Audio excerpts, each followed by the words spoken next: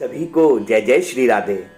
भगवत प्रेमियों, पिछले अध्याय की कथा में आप लोगों ने श्रवण किया कि माता तुलसी, आंवला और मालती के पौधों की क्या महिमा है, क्या विशेषता है, उनकी किस प्रकार पूजा करनी चाहिए, उनकी उत्पत्ति कैसे हुई।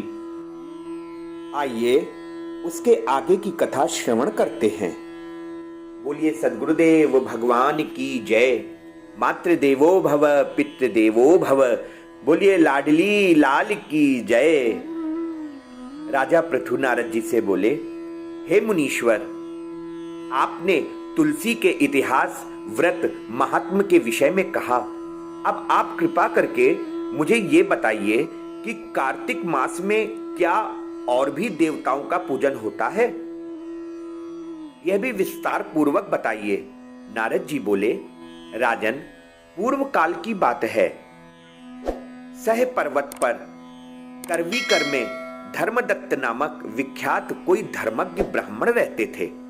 एक दिन कार्तिक मास में भगवान विष्णु के समीप जागरण करने के लिए वे भगवान के मंदिर की ओर चले। उस समय एक प्रहर रात बाकी थी। भगवान के पूजन की सामग्री साथ लिए जाते हुए ब्राह्मण ने मार्ग में देखा कि एक भयंकर राक्षसी आ रही है। उसका शरीर नंगा और मांस रहित था। उसके बड़े बड़े दांत, लपलपाती हुई जीभ और लाल नेत्र देखकर ब्राह्मण भय से थर्रा उठे। उनका सारा शरीर कांपने लगा। उन्होंने साहस करके पूजा की सारी सामग्री तथा जल से ही उस राक्षसी के ऊपर प्रहार करना आरंभ कर दिया। उन्होंने हरि नाम का स्मरण करके तुलसी दल मिश्रित जल से उसको मारा था, इसलिए उसका सारा पातक नष्ट हो गया। अब उसे अपने पूर्व जन्म के कर्मों के परिणाम स्वरूप प्राप्त हुई दुर्दशा का स्मरण हो आया। उस राक्षसी ने ब्राह्मण जी को दंडवत प्रणाम करके इस प्रकार कहा कि हे ब्राह्मण देवता, मैं पूर्व जन्म के कर्मों के फल से इस दशा को पहुंची हूं। अब मुझे किस प्रकार उत्तम गति प्राप्त होगी वो मुझसे कहिए। राजन, धर्मदत्त ने उसे इस प्रकार प्रणाम करते देखकर आश्चर्यचकित होते हुए पूछा, अरे राक्षसी, किस कर्म के फल से तुम इस दशा को पहुंची हो? कहां की रहने वाली हो? तुम्हारा नाम क्या है और आचार व्यवहार कैसा है? ये सारी बातें मुझसे बतलाओ। उस राक्षसी का नाम कलहा था। कलहा बोली, हे ब्राह्मण, मेरे पूर्व जन्म की बात है। सौराष्ट्र नगर में भिक्षु नामक एक ब्राह्मण रहते थे। मैं उनकी पत्नी थी। मेरा नाम कलहा था और मैं बड़े क्रूर स्वभाव की स्त्री थी। मैंने वचन से भी कभी अपने पति का भला नहीं चाहा और न ही भला किया। उन्हें कभी मीठा भोजन नहीं परोसा, सदा अपने स्वामी को धोखा ही देती रही। मुझे कलह विशेष प्रिय था, इसलिए मेरे पति का मन मुझसे सदा उद्विग्न रहता था। अंततोगत्वा उन्होंने दूसरी स्त्री से विवाह करने का निश्चय कर लिया। तब मैंने विष खाकर अपने प्राण त्याग दिए। फिर यमराज के दूत आए और मुझे बांधकर पीटते हुए यमलोक में ले गए। वहां यमराज ने मुझे देखकर चित्रगुप्त से पूछा, चित्रगुप्त, देखो तो सही इसने कैसा कर्म किया है। जैसा इसका कर्म हो उसके अनुसार यह शुभ या अशुभ वैसा ही उसको दंड दो। चित्रगुप्त ने कहा, इसका किया हुआ कोई भी शुभ कर्म नहीं दिखता महाराज। ये स्वयं मिठाइयां खाती थी और अपने स्वामी को उसमें से कुछ भी नहीं देती थी। इसने सदा अपने स्वामी से द्वेष किया है, इसलिए यह चमगादड़ी होकर रहे। क्योंकि सदा कलह में ही इसकी प्रवृत्ति रही है, इसलिए ये विष्ठा भोजी सुकरी की योनि में रहे। जिस बर्तन में भोजन बनाया जाता है उसी में यह सदा अकेली खाया करती थी। अतः इसके दोष से यह अपनी ही संतान का भाण करने वाली बिल्ली हो। इसने अपने पति को निमित्त बनाकर आत्मघात किया है, इसलिए यह अत्यंत निंदनीय स्त्री प्रेत के शरीर में भी कुछ काल तक अकेली ही रहे। इसे यमदूतों द्वारा निर्जल प्रदेश में भेज देना चाहिए। वहां दीर्घकाल तक यह प्रेत के शरीर में निवास करे। इसके बाद यह पापिनी शेष 3 योनियों का भी उपभोग करेगी। महाराज कलहा ने कहा, हे विप्रवर, मैं वही पापनी कलहा हूं। इस प्रेत शरीर में आए मुझे 500 वर्ष बीत चुके हैं। मैं सदैव भूख प्यास से पीड़ित रहा करती हूं। एक बनिए के शरीर में प्रवेश करके मैं इस दक्षिण देश में कृष्णा और वेणी के संगम तक आई हूं। जो ही संगम तट पर पहुंची, त्यों ही भगवान शिव और विष्णु के पार्षदों ने मुझे बलपूर्वक बनिए के शरीर से दूर भगा दिया। तब से मैं भूख का कष्ट सहन करती हुई इधर उधर घूम रही हूं। इतने में ही आपके ऊपर मेरी दृष्टि पड़ गई। आपके हाथ से तुलसी मिश्रित जल का संसर्ग पाकर मेरे सब पाप नष्ट हो गए हैं। हे द्विज श्रेष्ठ, अब आप ही कोई उपाय कीजिए और मुझे बताइए जिससे मेरे इस शरीर से और भविष्य में होने वाली भयंकर 3 योनि से किस प्रकार मुक्ति मिलेगी, वो सब मुझसे बताइए। कलहा का ये वचन सुनकर धर्मदत्त उसके पिछले कर्मों और वर्तमान अवस्था को देखकर बहुत दुखी हुआ।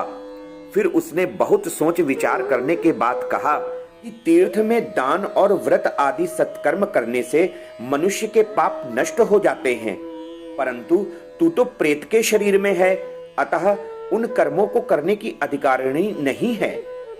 इसलिए मैंने जन्म से लेकर अब तक जो भी कार्तिक का व्रत किया है, उसके पुण्य का आधा भाग मैं तुझे देता हूं। तू उसी से सद्गति को प्राप्त हो जा। इस प्रकार कहकर धर्मदत्त ने द्वादक्षर मंत्र का श्रवण कराते हुए तुलसी मिश्रित जल से ज्यों ही उसका अभिषेक किया, त्यों ही वह प्रेत योनि से मुक्त हो प्रज्वलित अग्निशिखा के समान तेजस्विनी एवं दिव्य रूप धारिणी देवी हो गई और सौंदर्य में लक्ष्मी जी की समानता करने लगी। तदनंतर उसने भूमि पर दंड की भांति गिरकर ब्राह्मण देवता को प्रणाम किया और हर्षित होकर गदगद वाणी में कहा कि हे द्विज श्रेष्ठ, आपके प्रसाद से आज मैं इस नरक से छुटकारा पा गई। मैं तो पाप के समुद्र में डूबी रही थी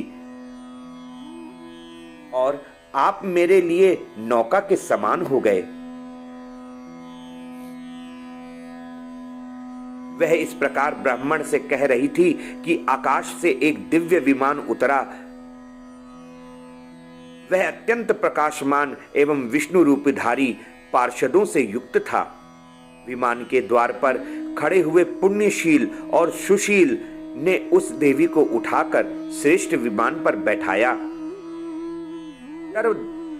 धर्मदत्त ने बड़े आश्चर्य के साथ उस विमान को देखा और विष्णु रूपधारी पार्षदों को देखकर साष्टांग प्रणाम किया। पुण्यशील और सुशील ने प्रणाम करने वाले ब्राह्मण को उठाया और उसकी सराहना करते हुए कहा, हे द्विज श्रेष्ठ, तुम्हें साधुवाद है, क्योंकि तुम सदैव भगवान विष्णु के भजन में तत्पर रहते हो, दीनों पर दया करते हो, सर्वज्ञ हो तथा भगवान विष्णु के व्रत का पालन करते हो।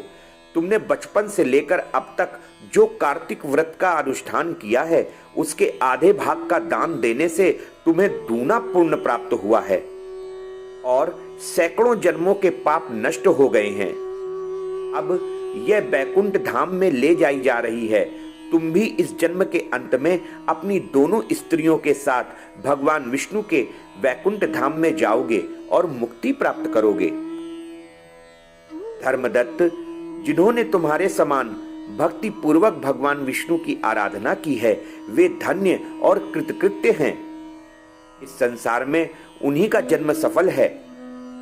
भली भांति आराधना करने पर भगवान विष्णु देहधारी प्राणियों को क्या नहीं देते हैं, सब कुछ दे देते हैं।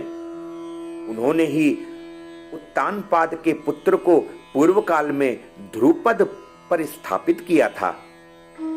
उनके नामों का स्मरण करने मात्र से समस्त जीव सद्गति को प्राप्त होते हैं। पूर्व काल में ग्रहग्रस्त गजराज उन्हीं के नामों का स्मरण करने से मुक्त हुआ था। तुमने जन्म से लेकर जो भगवान विष्णु को संतुष्ट करने वाले कार्तिक व्रत का अनुष्ठान किया है, उससे बढ़कर न यज्ञ है, न दान और न ही तीर्थ है।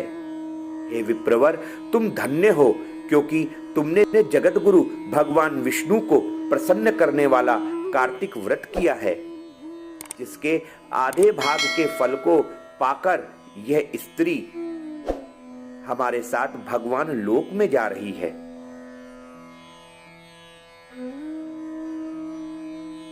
इस प्रकार आज की कथा यहीं पर समाप्त होती है।